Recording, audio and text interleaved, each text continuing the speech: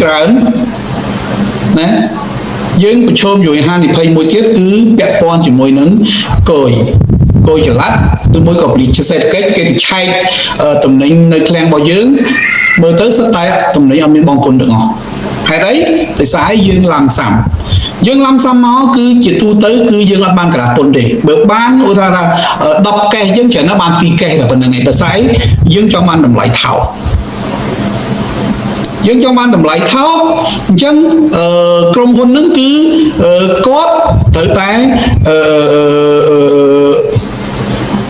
ផ្ដល់ឲ្យយើងនៅសេវាមួយដោយចរចាជាមួយនឹង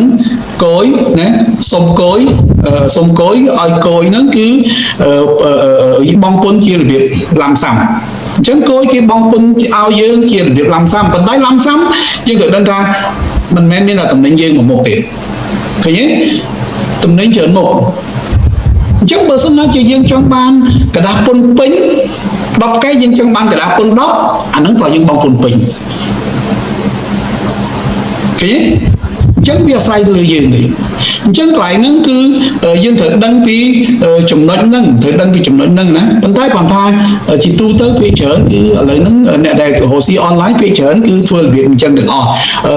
វាអញ្ចឹងគាត់ថា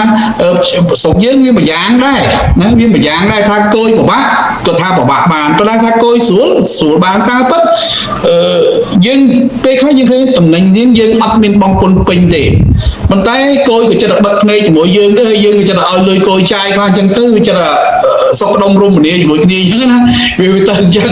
ណាប៉ុន្តែគាត់ថាក្នុងនោះយើងត្រូវដឹងពីហានិភ័យរបស់វាដើម្បីយើងបញ្ជៀសនៅហានិភ័យហ្នឹងណាឲ្យឆ្លាតបញ្ជៀសរបៀបម៉េចបញ្ជៀសរបៀបថា